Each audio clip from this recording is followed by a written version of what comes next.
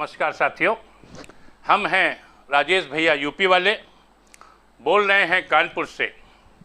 आज बात करेंगे हाथरस की वाल्मीकि समाज की उस बेटी के साथ जिसकी हत्या हुई और निर्भया कांड के बाद पूरे देश ने एक बार फिर सनसनी फैल गई कि इस देश में, उत्तर प्रदेश में महिलाएं, बेटियां, बच्चियां सुरक्षित हैं या नहीं हैं। क्या हो गया है उत्तर प्रदेश की कानून व्यवस्था को? बलात्कार पर बलात्कार और उसके बाद हत्याएं। कानपुर देहात में बलात्कार हत्या, बलरामपुर में बलात्कार हत्या, जौनपुर में बलात्कार हत्या, गोरखपुर में बलात्कार और हत्या। इसी तरह हाथरस की जो घटना घटी, इसने पूरे देश को हिला कर रख दिया है। आज उत्तर प्रदेश की कानून व्यवस्था ध्वस्त है। उत्तर प्रदेश में लोकतंत्र की हत्या की जा रही है। उत्तर प्रदेश के अंदर आज पीड़ित परिवार से मिलने कोई राजनेता नहीं जा सकता। पीड़ित परिवार को संवेदना देने कोई पत्रकार नहीं जा सकता। आपने देखा हाथरस में क्या हुआ। लोकतंत्र का चौथा खंभा मीडिया और हमारी महिला मीडिया कर्मी किस तरह संघर्ष कर रही थी उस परिवार से मिलने के लिए, उनका बयान लेने के लिए, और किस तरह विपक्ष के लोग वहां जाना चाहते थे उनसे मिलने, सच्चाई जानने, लेकिन लाठीचार्ज होता है। पुलिस झूठ बोलती है कि एसआईटी की जांच चल रही है और किसी को अंदर नहीं जाने दिया जाता है। रात को 2:30 बजे लाश जला दी जाती है। वहां का डीएम धमकाता है पीड़ित परिवार को और कहता है कि कोरोना में मर जाती तो क्या इतना रुपया आपको मिलता। वो धमकाता है कि मीडिया वाले आज हैं और कल चले जाएंगे। विश्वसनीयता खत्म मत करिए। तो मीडिया वाले मैं आपको बता दूं, आज अभी आधे चले गए, कल सुबह तक आधे और निकल जाएंगे, 2-4 बजेंगे कल रात को, तो हम ही आपके साथ खड़े हैं। अब आपकी इच्छा, आपको बार बार बयान बदलना नहीं बदलना है अभी। अरे मोदी जी, जिस वाल्मीकि समाज के लोगों के पैर धोए थे आपने, पैर छूकर नमन किया था उनको, आज उसी वाल्मीकि समाज की बेटी तड़प तड़प कर मर गई। उस पार्थिव शरीर को हिंदू रीति रिवाज के विपरीत रात को 2:30 बजे जला दिया गया।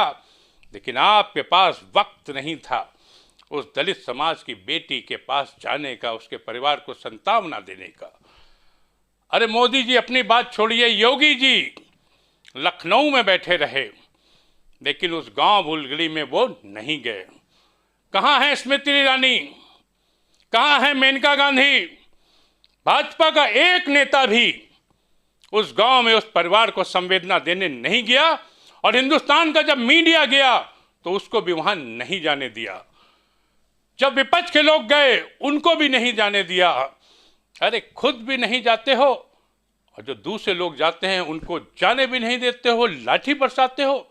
यह है तुम्हारा कानून, यह है आपकी सरकार। क्या किया आपने अभी? क्या? छोड़िए इसको, छोड़िए इसको, छोड़िए, तार छोड़िए, तार निकाल रहे हैं, कैमरा की तार नहीं लगा सकते। आप हाथ नहीं लगा सकते, बताओ, कीप रोलिंग, हाथ नहीं लगाइए, हाथ नहीं लगाइए, कीप रोलिंग, कीप रोलिंग। अरे हेलो, यहाँ पर दो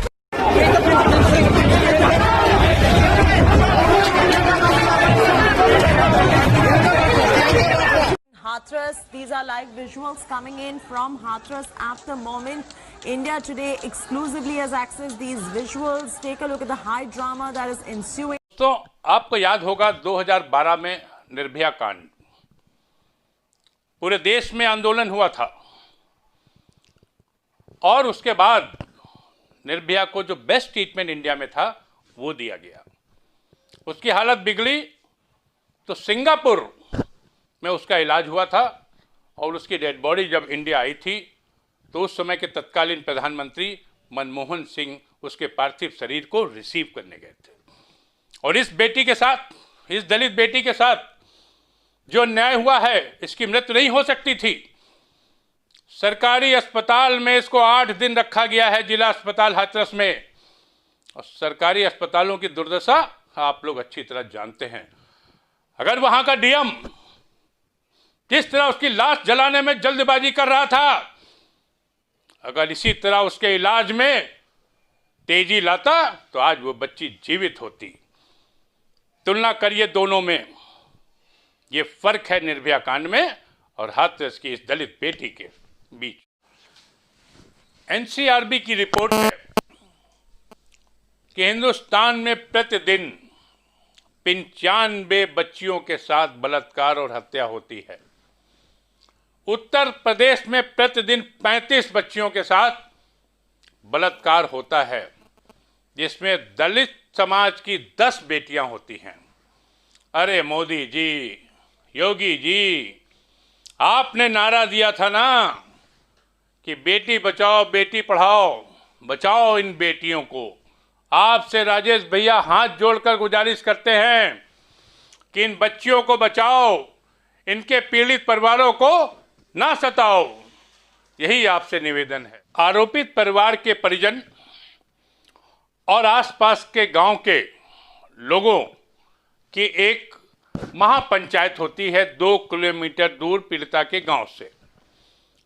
वहां पर एक मांग की जाती है कि इस केस की सीबीआई जांच हो, नार्को टेस्ट हो, पॉलीग्राफ टेस्ट हो, और केंद्र की सरकार, प्रदेश की सरकार इस बात को मान लेती है।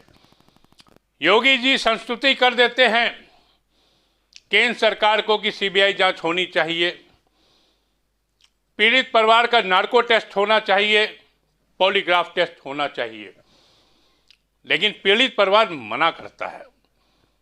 वो इसलिए मना करता है कि उसको पता ही नहीं है कि नार्को टेस्ट क्या है, पॉलीग्राफ टेस्ट क्या है, और सीबीआई के ऊपर से देश की जनता का विश्वास उठ चुका है। इसी देश की जनता ने याद होगा इस सुशांत केस में सीबीआई की जांच की मांग की थी, और सीबीआई का क्या रोल था सुशांत की हत्या में सबको अच्छे से पता है। सीबीआई ने कोई ठीक से जांच नहीं की, बल्कि एनसीबी ने जांच की। सुशांत की हत्या को मोड़ दिया गया और नार्कोटिक्स की जांच शुरू हो गई, और एम्स के अस्पताल के डॉक्टरों की टीम ने रिपोर्ट दी कि सुशांत ने आत्महत्या की थी, उसकी हत्या नहीं हुई थी, और केस खत्म हो गया। सीबीआई केंद्र सरकार के अधीनस्थ है, जो केंद्र सरकार का हथियार है, जो केंद्र सरकार चाहती है वही सीबीआई करती है। इसलिए सीबीआई की जांच से इनकार किया उस पीड़ित परिवार ने। और नार्को टेस्ट, एक आम पढ़े लिखे आदमी को नहीं पता है नार्को टेस्ट क्या होता है, पॉलीग्राफ टेस्ट क्या होता है। वो गरीब वाल्मीकि समाज के लोग समझते हैं जैसे कोरोना टेस्ट होगा ऐसे नार्को टेस्ट होगा, वो मना कर देते हैं इसके लिए। मेरा ये वीडियो तथ्यों के आधार पर, समाचार पत्रों के आधार पर, टीवी चैनल्स के आधार पर और मेरे अपने सूत्रों के आधार पर मैंने दोनों पक्ष आपके बीच में रखे हैं। सच्चाई क्या है ये तो सीबीआई जांच के सामने बाद आएगी, और आपको क्या लगता है आप हमारे कमेंट बॉक्स में जरूर लिखें। बहुत दिनों बाद मैंने ये वीडियो बनाया है, उम्मीद है कि आपको पसंद आएगा और इस बेटी को न्याय निश्चित तौर पर मिलेगा। आप सबका बहुत बहुत आभार। मेरा ये चैनल लाइक करें, सब्सक्राइब करें और ज़्यादा से ज़्यादा शेयर करें। आप सबका बहुत बहुत धन्यवाद। जय हिंद, हिंदुस्तान जिंदाबाद।